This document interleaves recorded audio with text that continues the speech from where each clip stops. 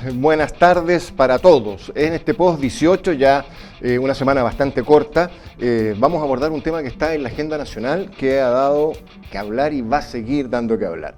Vamos a hablar con Matías Ramírez, el diputado por la región, pero que al mismo tiempo es abogado y se va a hacer parte como creyente en esta situación. Nos referimos al caso de los 140 millones de pesos para buscar a través de las cooperativas un espacio para la vivienda propia en Playas Armenia, y donde aparece implicado Franco Rossi, y queremos profundizar en ese tema a partir de tocar otros temas con Matías Ramírez, diputado. Matías, bienvenido, muchas gracias por estar con nosotros. No, muchas gracias por la invitación. Vamos de lleno al tema, ¿no? Después tocaremos otros temas un poquito menos contingentes, pero ¿qué pasó? ¿Qué está pasando? ¿Cómo se produce este evento? ¿Se puede hacer esto a través de redes sociales? Una convocatoria cierta a las personas, a la gente, a que ponga cuotas como una fuerte de pie para llegar a la casa propia. ¿Se puede? A ver, primero lo que pasa es que hay que entender que la región de Tarapacá quizás tiene una de las crisis habitacionales más grandes del país en cuanto a importancia, porque si uno hace la proporción en números, tenemos la tasa más alta en cuanto al déficit de vivienda. Y eso obviamente genera un espacio a lo inescrupuloso muy amplio, porque es el sueño de cualquier persona común y corriente tener su casa propia. En ese sentido, en Tarapacá, lamentablemente no es la primera vez que conocemos casos donde se empiezan a organizar estos comités o cooperativas o grupos, como uno los quiera llamar, donde una persona empieza a hacer cobros y al final después desaparecen y se dan cuenta que es una estafa ya cuando es demasiado tarde.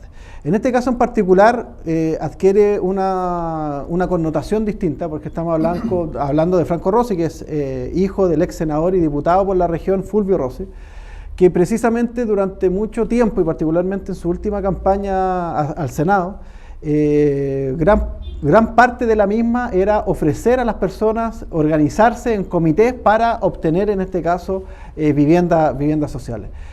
Y su jefe de campaña era su hijo. Entonces, acá él continúa, pese a que el papá pierde la elección, él continúa con ese giro, por decirlo, ofreciendo a través de sus redes sociales, particularmente Facebook, llamando a la gente a reunirse, a organizar comités, a organizar cooperativas que le permitan en este escenario poder postular a proyectos. Te interrumpo, Matías, para entender un poco la figura.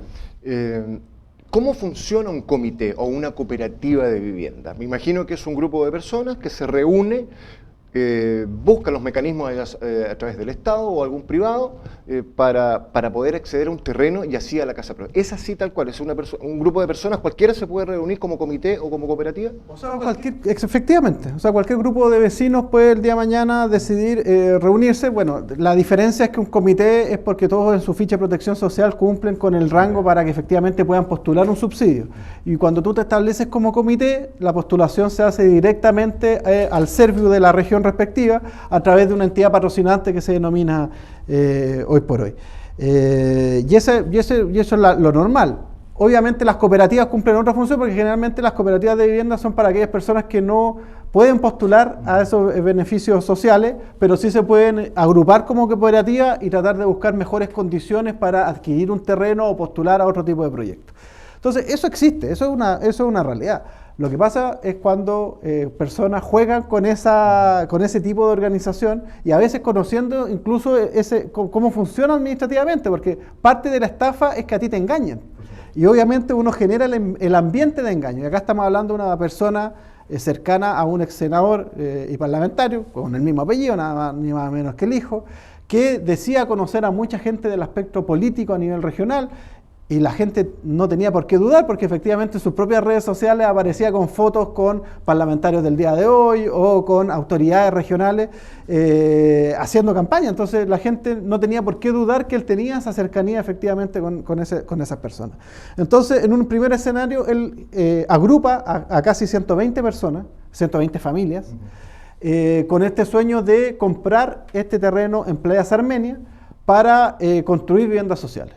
Y que inclusive él mismo reconoce en las reuniones que ese terreno no es apto para construir viviendas sociales, pero que él tiene los nexos para cambiar el plan regulador y poder construir viviendas. Entonces la gente, y el uso de suelo. Entonces la gente dice, bueno, esto es una buena oportunidad y él les solicita, en este caso, 2 pagos de 600.000 pesos cada uno, es decir, 1.200.000 a cada familia, los cuales todos se realizan desde enero de este año hasta casi mediados de julio. ¿Cuándo suscita el problema? Y eso lo dicen las propias víctimas. En un comienzo era todo miel sobre hojuelas, como se dice. Él tenía mucha cercanía con ellos, muy buen trato y todo, pero cuando ellos empiezan a exigir, toda vez que ya se habían efectuado los primeros pagos, cambia también la forma en que él se relacionaba con ellos y adquiere una postura mucho más agresiva en cuanto al trato. Y hasta que derechamente desaparece y hasta el día de hoy ellos no tienen ningún contacto con Franco Rossi. Entonces, lo que nosotros buscamos con la presentación de la querella, obviamente, primero es que se inicie esta investigación. Hemos solicitado diversas diligencias, desde la incautación de correo electrónico, revisión de las cuentas corrientes, la declaración de los propios imputados, pero también que esto ojalá sea de manera rápida, porque también está la esperanza de ojalá ellos recuperar alguno de los montos, entendiendo que en este caso estamos hablando de 1.200.000, que para gente de escasos recursos es un monto sumamente alto. No sé si 1.200.000 para gente de recursos limitados, o sea, yo creo que para cualquiera, 1.200.000 pesos es dinero, o sea, es dinero. No creo que nadie que tenga 1.200.000 lo regale y lo tiro.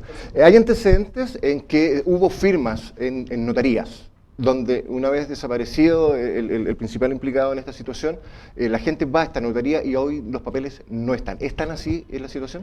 Él dentro de las reuniones que sostiene con las víctimas, les plantea que necesita un mandato, es decir, un documento para poder representar a todas las familias en la compra de este supuesto terreno en Playa Cermeña. Y para eso, efectivamente, él les manda un borrador de mandato y después les dice que tienen que ir a una notaría de la plaza, que en el caso de Néstor Araya, para que vayan a suscribir. ¿Qué es lo que sucede? Que gran parte de esas familias fueron a firmar, pero él nunca fue a buscar el mandato, es decir, Franco Rossi, que era que él los iba a representar, nunca fue a la notaría a solicitar la copia y por ende nunca se legalizó ese mandato. Pero efectivamente hubo un proceso de firma y en eso nosotros también hemos requerido ciertas diligencias en torno a ver cuál es la responsabilidad que le pueda caber en este caso también a la notaría, porque la notaría uno tiene o piensa que solamente es para cobrar, tú vas a hacer un trámite y te cobra, pero no, es un ministro de fe que es auxiliar del poder judicial, o sea, no es cualquier cosa, y por ende él también tiene que cumplir que se cumplan ciertos requisitos o levantar incluso ciertas alertas cuando suceden este tipo de situaciones. Entonces yo creo que ahí también los roles respecto de estos ministros de fe, obviamente es una cuestión que se tiene que ver aparte, pero sí se han pedido ciertas diligencias en esta indagatoria a objeto de determinar qué sucedió con ese mandato, quién se hizo cargo de esa firma y efectivamente por qué no se concretó. En el marco de estos procesos que se podría iniciar, quiero particularmente caer en la posibilidad de compra de un terreno en la zona de Cermeña. El 80-90% de los terrenos en la región son propiedad de bienes nacionales. Sobre todo se sabe que las concesiones en el sector del costero pasan por gobernación marítima, que tampoco es llegar y me compro un terreno en tal lugar. Entonces, desde el inicio no había se podría haber planteado una cierta duda en decir, tengo un terreno que es alguien que lo va a vender, pero solamente va a hacerlo a través mío. ¿No era una luz de alerta frente a una situación posible? Sin duda, quizás ahora a la luz de los antecedentes uno podría decir efectivamente hubieron ciertos indicios que podrían haber alertado a las personas. Pero hay que entender también, yo creo que dos factores. Uno, cuando llega una persona de cierta relevancia pública, en este caso, a ofrecer, recordémonos a Rafael Garay. Rafael Garay engañó hasta a los comentaristas de la televisión que lo iban a entrevistar. O sea, él armó esta figura de engaño de tal forma de que inclusive una persona con estudio y con cierta habilidad, inclusive hasta en los negocios, cayó en las estafas de Rafael Garay. Yo creo que esta situación, guardando las proporciones, tiene ciertas similitudes en el punto en cómo se elabora el engaño. Porque es distinto que llegue Juan Pérez, o el nombre que uno quiera, a decirle a uno, oye, te vendo un terreno, tal, ¿quién eres tú? ¿Cuál es tu trayectoria? ¿Cuál es todo? Pero cuando llega una persona vinculada a un exdiputado, ex senador, se presenta más encima, insisto, siendo el hijo, o sea, tiene el apellido que la gente reconoce, cambia la situación. Cuando esa misma persona te dice, no, lo que pasa es que yo tengo vinculación con actores políticos, y después tú revisas esas redes sociales, no solamente las de él, sino que también las de esos actores políticos, y él sale validado haciendo campaña o en otras situaciones, da un sentido de credibilidad. ¿Podía haber dudado o no? Bueno, la gente en este caso no tuvo la duda hasta que recién transfirieron los dineros, porque efectivamente la actitud de él cambia totalmente cuando ya obtuvo su ganancia, y ahí evidentemente desaparece. Entonces yo creo que acá el cuestionamiento mayor y la imputación en este caso es a quienes hicieron este engaño, y yo creo que dar a conocer este tipo de situaciones también se enmarca dentro de que la gente entienda que los procesos regulares para postulación de vivienda son, primero, si uno tiene, en este caso, depende de su condición socioeconómica, pero si efectivamente califica, es en el Serviu, y ahí es donde se hacen los trámites, no en ninguna otra parte. Si en este caso usted no cumple, es de clase media y no está dentro, efectivamente uno puede comprar terreno, pero hay cosas que uno tiene que averiguar antes. Y obviamente una es la propiedad del terreno, segundo, el estudio de título que a veces hablamos los abogados. El tema es si un privado tiene un terreno y lo quiere lotear y vender para hacer un edificio, casa, es un tema entre privados. Efectivamente. Sí. Claro, acá el tema es que escapa porque él lo que decía es que iba a hacer gestiones en entidades públicas también para lograr sus objetivos. Y eso obviamente era parte de este engaño. Entonces, el llamado a la ciudadanía primero, efectivamente, a verificar estos antecedentes que, claro, quizás uno se va a demorar un par de días más, pero al menos va a tener la certeza de que se está adquiriendo de manera sensata. Y segundo, los planes reguladores son públicos, uno se puede meter a la página de cualquier municipio y va a poder descargar el plan regulador, y tú vas a ver, ya, en este terreno, ¿se puede? No, listo, y tú vas a tener esa certeza. Obviamente esto sirve para que la gente también se instruya, pero la realidad en nuestra región es que este lamentablemente no es el primer caso. Recordemos que hace tiempo atrás hubo comités de vivienda en Alto Hospicio que también se organizaban, que en algún momento se vincularon inclusive con funcionarios de la Seremía de Bienes Nacionales. Entonces, lamentablemente es una situación que en nuestra región es reiterativa, y se debe particularmente a el sueño de la casa propia que obviamente cualquier persona tiene, y que inescrupulosos entienden que con eso pueden hacer negocio. En términos jurídicos, en términos procedimentales del proceso, ¿qué pasa a partir de ahora? Hay una investigación en curso y hay una querella presentada patrocinada desde la Diputación. Sí, bueno, efectivamente ya hay una investigación en curso. Nosotros estamos solicitando también reunirnos cuanto antes con el fiscal a cargo, porque creemos que hay ciertas diligencias que se deben realizar de manera urgente, particularmente la individualización de las cuentas corrientes donde fueron los depósitos y lograr el congelamiento de las mismas. Eso como una medida precautoria, objeto de que si queda algún peso en esas cuentas se pueda recuperar. Es muy difícil, y nosotros con eso hemos sido bastante claros con las familias, que ya tienen que partir de la base que no van a recuperar ni un peso. Pero segundo, también creemos que ya existen antecedentes preliminares que permiten actuar de manera más rápida, objeto de que la Policía de Investigaciones, particularmente la Brigada de Delitos Económicos, pueda tomar carta en el asunto en cuanto a las declaraciones, y eso permita lo que nosotros estimamos la formalización pronta de las personas vinculadas a esta situación. Nosotros inicialmente hemos establecido el delito de estafa porque es evidente que se configuran los elementos para aquello, pero no descartamos que en el proceso se puedan haber cometido algún otro ilícito, particularmente quizás lavado de activos, en el entendido que al recepcionar los dineros pueden haber hecho algún subterfugio para ocultar el origen ilícito de los mismos. Entonces eso ya deberá ser materia de investigación, pero sí creo que en esto el Ministerio Público también debe dar una señal.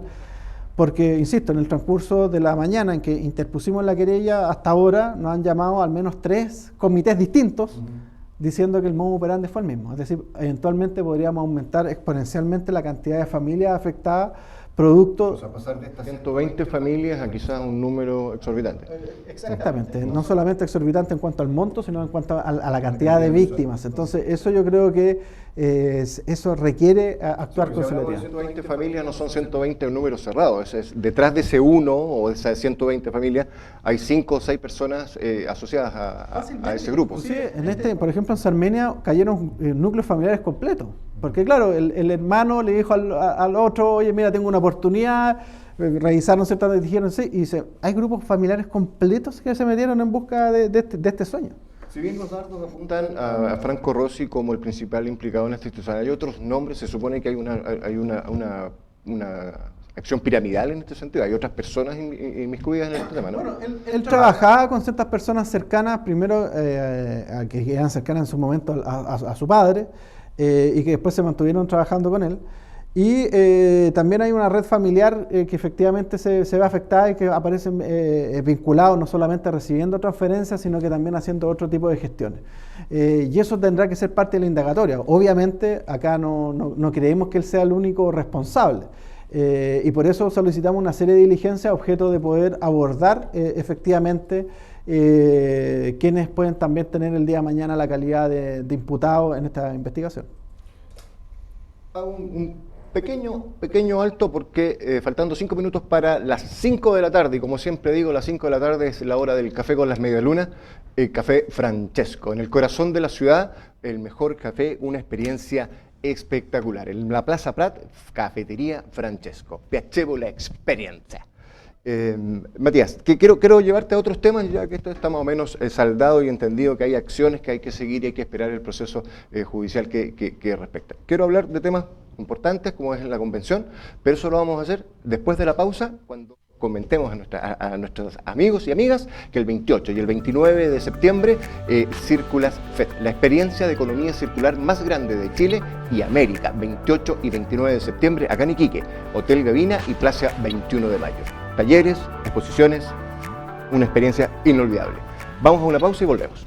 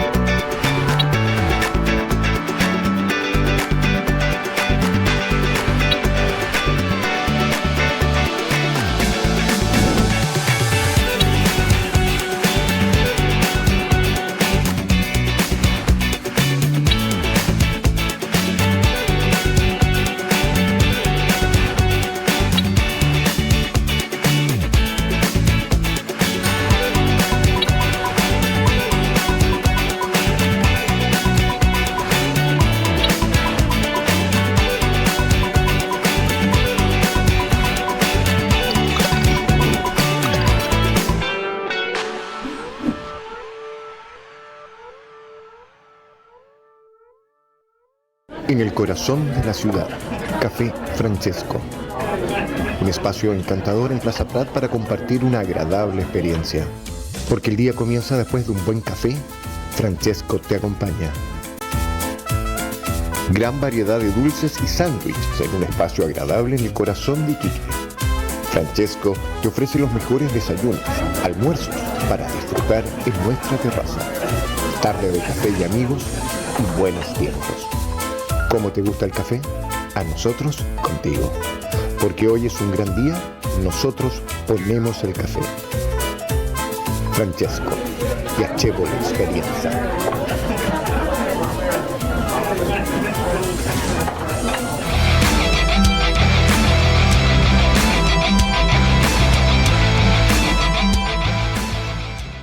Y ya estamos de vuelta aquí conversando con Matías Ramírez Pascal, diputado por el distrito número 2 de Tarapacá.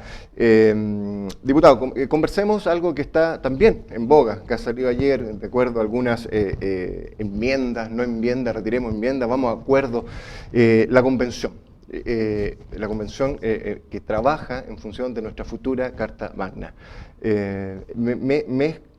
Desde la mirada periodística, creo que es complejo ver de un proceso constitucional que fue rechazado y fue muy bullado, con altos, más bajos que altos, digo, gente votando de las duchas, gente cantando con disfraces, que fue relativamente vergonzoso, digo yo.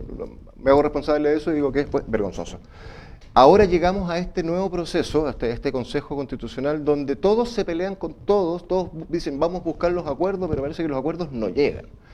Ayer salieron que se ha llegado a acuerdo en relación a lo que tiene que ver con la exhibición de las contribuciones a la primera vivienda, que tiene que ver con un acuerdo relativo al aborto, al provida, pero manteniendo las 3 causales. ¿Cómo ves hoy, actualmente, desde tu mirada de parlamentario por la región, este proceso constitucional? Yo creo que quienes también levantaron muchas caricaturas, yo estoy de acuerdo que efectivamente el proceso anterior tuvo luces y sombras, o sea, en el caso de Rojas va de evidente, o sea, yo creo que es indefendible, pero también se levantaron muchas caricaturas respecto al proceso anterior. Y quienes más la levantaron eran los que señalaban que si ellos hacían cargo iban a tener la capacidad de hacer una constitución mucho mejor. Y la ciudadanía yo creo que en parte creyó aquello. Yo no voy a entrar a cuestionar por qué la gente votó apruebo o rechazo, es algo que hasta el día de hoy a mí también me cuesta entenderlo, así que no voy a tratar de explicar aquello. Pero la realidad es que la gente optó por rechazar esa propuesta, y quienes habían dicho que querían una que uniera, una que representara a todas las visiones de nuestro país, son los que hoy están haciéndose cargo de esa discusión, y de manera mayoritaria también hay que decirlo. O sea, la gente fue en masa y votó por un sector en particular que decía que iba a hacer las cosas mejor. Y creo que ha estado muy alejado de esa realidad. Y lamentablemente lo que uno más se cuestiona es finalmente qué intereses están representando. No solamente por cuestiones, claro, quizás hasta uno las puede decir caricaturescas, como establecer el rodeo como deporte nacional, que ya es totalmente cuestionable, o sea, no tiene ningún sentido. O tomar decisiones desde una posición religiosa cuando el Estado y la Iglesia Católica se separaron hace más de un siglo. Entonces, yo creo que efectivamente cuesta analizar, pero uno cuando empieza a ver las votaciones o lo que se ha ido viendo, a uno lo pone en una posición que evidentemente lo pone más cerca de rechazar esta propuesta, en el sentido de que no hay cambios profundos a la Constitución del 80, sino lo que se profundiza es el modelo de la Constitución del 80. Entonces, aquellas demandas ciudadanas, o sea, que uno recuerda del 18 de octubre en adelante, que era mejores pensiones, mejor salud, vivienda digna, no están dentro de la discusión. Pero en términos de las pensiones llegó a un acuerdo donde que los fondos son propiedad de uno, son heredables, y lo que estaba siendo cuestionado más bien la administración del quién, o sea. Pero lo que pasa es que es una discusión que es interesante, porque al final del día, y es una cuestión que yo converso cada vez que voy a una junta de vecinos. Si a la gente yo le garantizo que son heredables los fondos y que sus fondos no se los van a tocar, ¿mejora sus pensiones? No. Y esa es la realidad. Entonces, para que mejoren sus pensiones, tienes que cambiar el modelo que actualmente está rigiendo. Actualmente tenemos un modelo de capitalización individual que es extremo, porque también nos hablan de la libertad de elegir, y yo hasta el día de hoy no encuentro ningún trabajador desde el 81 en adelante que haya podido elegir un sistema distinto. Todos obligatoriamente firmamos un contrato de trabajo, termináis en una AFP, cambia el logo de la AFP, pero termina en el sistema de AFP. En el momento que se instalaron las AFP, todos pasaron en los 80. Claro. No hay libertad de elegir. No existe esa libertad de elegir. No puedo yo como trabajador y decir, en este sistema, me voy a otro sistema. No existe. Entonces, eso es lo que yo creo que es la discusión. Entonces, tú puedes heredar un peso, pero va a seguir siendo un peso. Nada te garantiza que va a mejorar las pensiones. Y eso yo creo que es la discusión que este sector tampoco quiere dar. Que es lo que y cruzando en este caso la discusión, lo que pasa con la reforma previsional. La reforma previsional que impulsa el gobierno no es una reforma extrema, lo único que busca es crear un seguro social. Un seguro social que se financie con el porcentaje del empleador, que hay que decir, dicho sea paso, en todos los países desarrollados del mundo el sistema se financia de manera tripartita, Estado, trabajador y empleador. En Chile no, en Chile el empleador no aporta ni uno. Entonces nos ponemos a la vanguardia en el sentido de decir, bueno, avancemos como en los países desarrollados y se crea un seguro social. Y este mismo sector que está representado en la convención dice, no queremos el seguro social, queremos que ese 6% vaya a las cuentas de capitalización individual. ¿Va a mejorar las pensiones? No, porque no tocas el sistema. Entonces, yo creo que esa es la discusión que al final hay que transparentar a la gente. Porque, insisto, obviamente nadie quiere, y eso hay que descartarlo, si nadie les quiere tocar los fondos a la gente, la reforma previsional no busca tocarle los fondos a la gente, sino que efectivamente se le reconoce su esfuerzo individual, pero además se crea un seguro social que va a mejorar de manera considerable sus pensiones. Hablar de solidaridad tampoco es descabellado. Nosotros actualmente en nuestro país, aunque son pocos los espacios, lo hacemos. FONASA es un fondo solidario. Yo no veo a la gente discutiendo su plata de FONASA. ¿Por qué estamos discutiendo la plata de las pensiones? O sea, tenemos que empezar a discutirlo de manera más profunda y transparente. Yo creo que ahí la convención nuevamente se va a aferrar una oportunidad. No solamente en el caso de las pensiones, sino que también en el caso del aborto, en el caso del aborto particularmente, que yo creo que es una discusión que damos muy baladí. O sea, hay gente que critica el aborto en 3 causales que es sumamente limitado. Estamos hablando en el caso de violaciones, o sea, situaciones que están en riesgo la madre, o sea, son situaciones sumamente extremas ya. O sea, no estamos hablando que en nuestro país existe un aborto libre, pese a que existe el aborto clandestino, que es una realidad, y la tenemos que ver también. Entonces, también se pone una lápida porque la redacción, yo te pongo discusión respecto a que deja asegurado el aborto en 3 causales. Porque la redacción, al menos de lo que logré leer del trabajo de la convención, deja abierta que eventualmente el día de mañana sea el mismo Tribunal Constitucional que deje sin efecto la ley de aborto en 3 causales. Respecto a las contribuciones, que se dice, no, es que hay que pensar en la clase media. No, generalmente, primero, las contribuciones van para los municipios más pobres. O sea, los municipios con menos recursos se financian de las contribuciones. Quienes pagan más contribuciones en este país son efectivamente no la clase media, sino son la gente que tiene efectivamente gran cantidad de terrenos. Ellos son los que pagan mayor cantidad de contribuciones. Obviamente ya existen inclusive en nuestra legislación situaciones que uno podría estar de acuerdo. Obviamente si tú trabajaste toda tu vida y que a los 80 años te vengan a cobrar cada 3 meses 300, 400 lucas de contribuciones es un exceso. Y eso podemos estar de acuerdo. Pero eliminar en sí la contribución a la primera propiedad es una situación que puede desfinanciar los municipios y que efectivamente puede golpear directamente a la ciudadanía. O sea, te lo consulto directamente. ¿No estás de acuerdo con que sea exhibición de las contribuciones a la primera vivienda, como lo está planteado en este articulado? Yo creo que eso no va en ningún sentido desde la lógica. Desde la lógica de cómo tú vas a garantizar una mejor salud pública si no ingresan recursos, por ejemplo, a la salud primaria. Sí. O sea, los municipios son quienes administran la salud primaria en nuestro país. Si tú les quitas, las contribuciones se estiman que son el 25% del financiamiento de los presupuestos municipales. O sea, está generando un riesgo tremendo a la estabilidad de servicios básicos que otorgan los municipios. Entonces, esa misma gente que dice eliminemos la contribución a la primera, está en contra, por ejemplo, del impuesto a los superricos. O sea, que las grandes fortunas paguen más. Si tú eliminas, en este caso, el pago de la contribución a la primera, el que sale beneficiado es el que tiene la casa más cara, no es que tiene la casa más barata. Entonces, por eso se entiende que la eliminación es regresiva, porque impacta a la gente más humilde. Porque esa persona que tiene la casa que le cuesta 500, 1.000 millones de pesos, él no se atiende en el consultorio.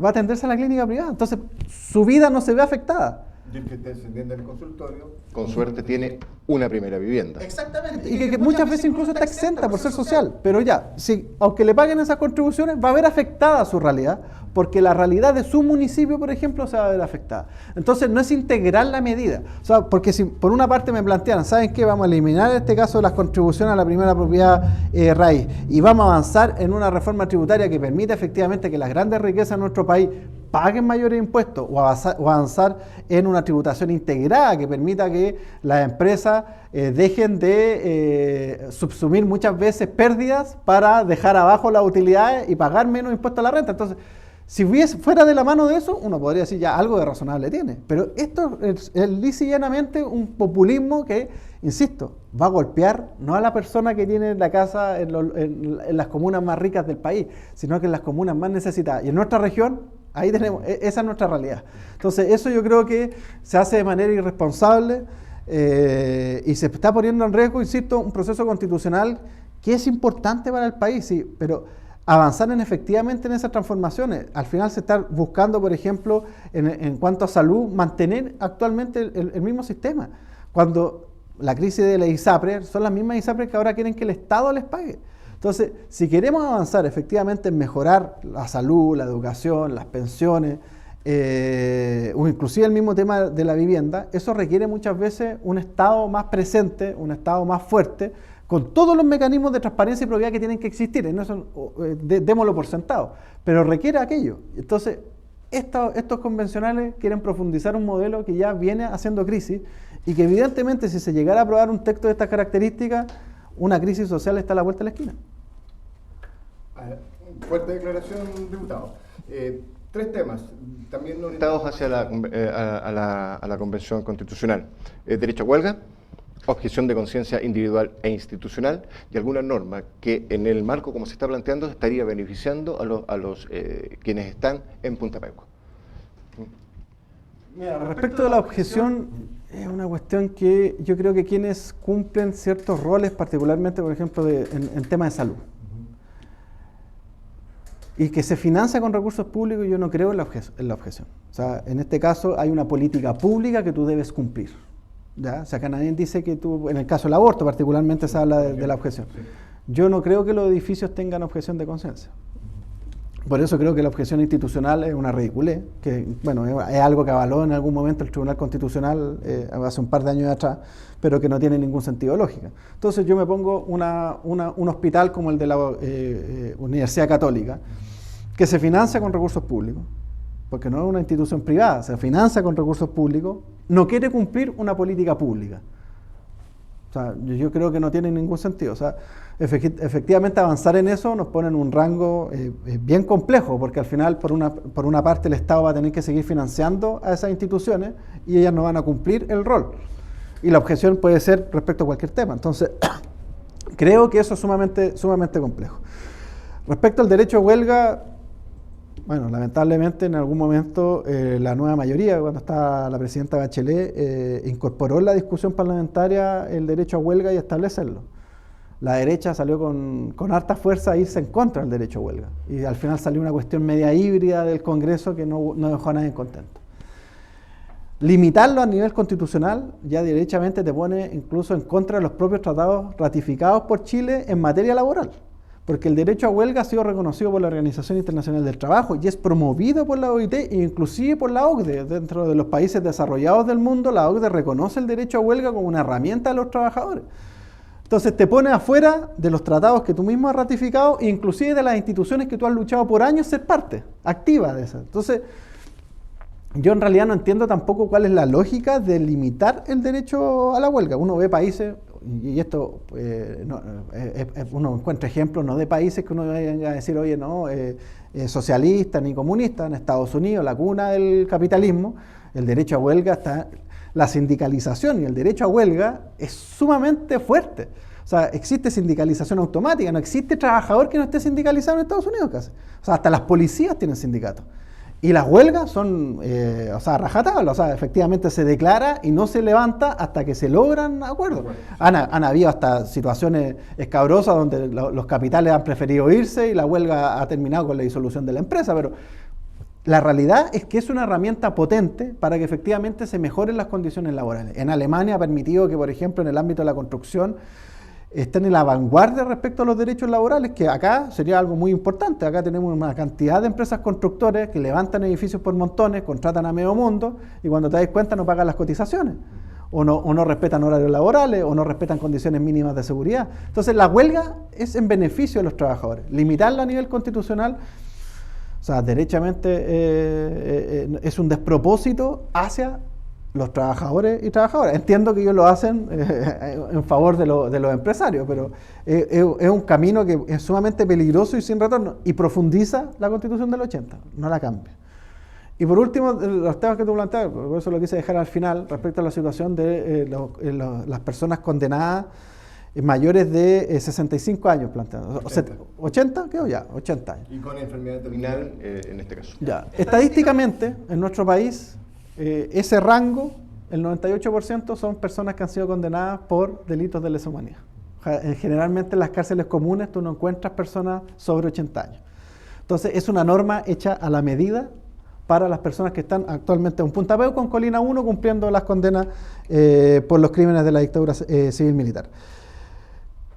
Eso te pone en contraposición nuevamente a toda la internacional, perdón. O sea, internacionalmente lo que más ha buscado, veamos a Alemania, otro país desarrollado que no es ni socialista ni nada, un país de derecha, que hasta el día de hoy está condenando personas que estuvieron en el régimen nazi. O sea, las personas, las condenas allá son personas de 98, 99, hasta 100 años han llegado a la cárcel a dar por los crímenes que cometieron durante la Segunda Guerra Mundial.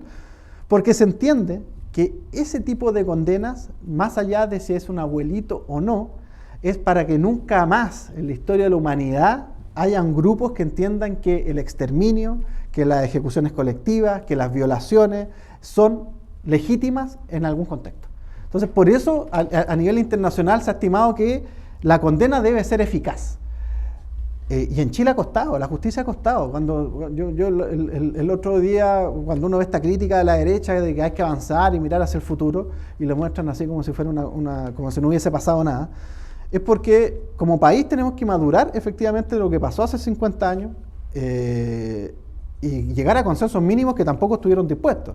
O sea, decir que condenamos el golpe y la violación a los derechos humanos para mí es un mínimo ético. Un reconocimiento o sea, en la política es lo mínimo. O sea, el otro día yo me quedo con las declaraciones, pese a que no comparto nada, quizás ninguno de sus pensamientos de Jaime Belolio, que es exdiputado y exministro inclusive de Sebastián Piñera, que decía, o sea, ninguna persona en su sano juicio, después de conocer todas las atrocidades de la dictadura civil militar, puede justificar el golpe. O sea, si toda la derecha tuviese ese mismo estándar, otro gallo cantaría. Pero lamentablemente se instala este negacionismo y lo que permite es que ahora discutamos una norma que va a beneficiar a esas personas, que hasta el día de hoy siguen recibiendo sus pensiones.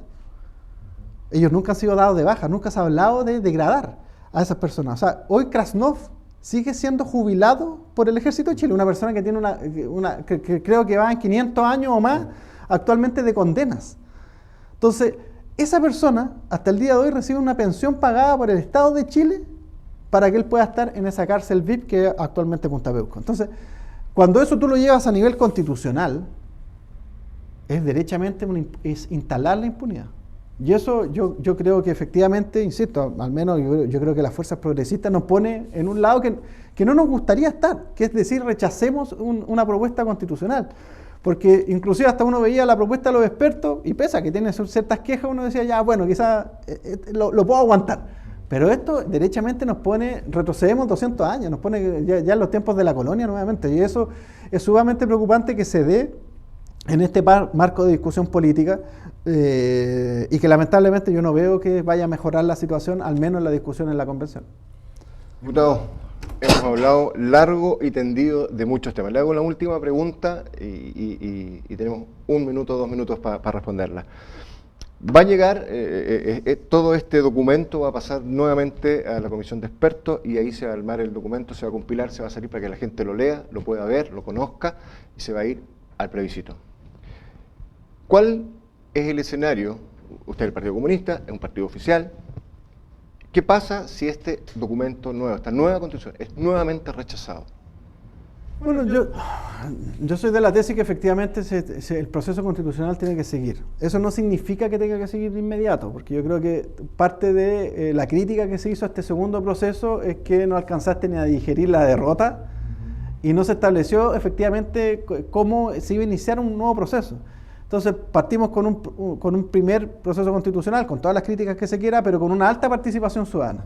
Y la gente tenía cierta vinculación respecto a ese proceso. Y después nos fuimos al otro extremo, a una comisión de expertos, elegida nuevamente por el Congreso, y volvimos quizá a la crítica que tuvimos inicialmente. Entonces, yo creo que si se llega a votar en contra de esta propuesta constitucional, el proceso debe continuar y tenemos que buscar los esfuerzos para que efectivamente eso se legitime y que permita tener una constitución. Yo siempre, ya casi tengo acuñado una frase que dijo, no, obviamente no, a mí no me deja contento, a mí no me va a dejar contento, es como la reforma de pensiones. Tú me preguntas por la reforma de pensiones, no una reforma que a mí me encante, me fascine y que yo salte en una pata de lo que yo quiera, pero entiendo que es una mejora sustancial a lo que actualmente hay. Y la Constitución yo creo que también puede representar algo de aquello, es decir, no nos va a dejar contentos a todos, pero que entendamos que es un paso hacia adelante. Y la sensación que deja actualmente es que no es un paso hacia atrás y mucho más. Entonces, evidentemente, yo creo que lo peor que podríamos decir es que se rechaza y, bueno, nos quedamos con lo que hay nomás. No, yo creo que la discusión política se debe seguir dando y efectivamente seguir haciendo los esfuerzos para que continúe un proceso. No sé si, insisto, y ahí los tiempos es una cuestión que yo creo que sí hay que ser prudente en cuanto a los tiempos. Considerando que al actual gobierno, quien promueve la Constitución, le quedan 2 años. Por eso, yo creo que efectivamente ahí hay que hacer esa consideración y hacer ese análisis. Pero eso requiere también honestidad de las fuerzas políticas que yo creo que actualmente no está. Yo creo que efectivamente tú cuando trancas todas las reformas posibles es porque ya tienes en tu búsqueda ya no hay un bienestar hacia la población, sino que intereses políticos, personales o electorales que evidentemente perjudican. O sea, vuelvo, la reforma de pensiones o lo que puede hacer el día de mañana la reforma de salud. O sea, ¿cómo no vamos a hablar de una reforma de salud si las ISAPRES se están yendo a quiebra y la gente que estaba en esa ISAPRES se está yendo a FONASA? Requiere robustecer el sistema. Y hay gente que dice que no quiere una reforma de salud. Entonces, eso al final pone en jaque, y por eso lo decía, que a la vuelta de la esquina ese malestar, porque el malestar continúa, siguen las pensiones miserables, sigue una salud precaria, no solamente en el ámbito público, también en el privado. O sea, las clínicas están cerrando o no atienden a ciertas ISAPRES. Sigue con problemas de vivienda y eso efectivamente va a generar una molestia que en algún momento va también a canalizarse de alguna forma. Evidentemente nadie quiere situaciones de violencia como se pueden haber vivido en algún momento, pero también la gente tiene todo el derecho de protestar y de exigir en este caso esos cambios. Y si nosotros políticamente no tenemos esa capacidad por intereses mezquinos, obviamente vamos a ser también responsables de esa situación. Así entonces, diputado Matías Ramírez Pascal, muchísimas gracias por estar con nosotros. Como siempre, una gran disposición para conversar aquí en la entrevista con El Longino. Muchas gracias a ustedes, siempre disponible para la discusión.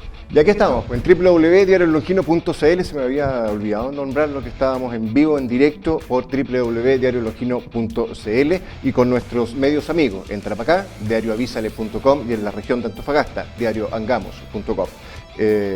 Con Café Francesco, Cafetería Francesco, en el corazón de la ciudad, en Plaza Prat, nos despedimos hoy día. Recuerden, 28 y 29 de septiembre, Círcula FED en Plaza 21 de Mayo y Hotel Gavira. Por estar ahí, por estar con nosotros, muchísimas gracias. Cerramos a la hora del café con la Media Luna. Muchas gracias y hasta pronto.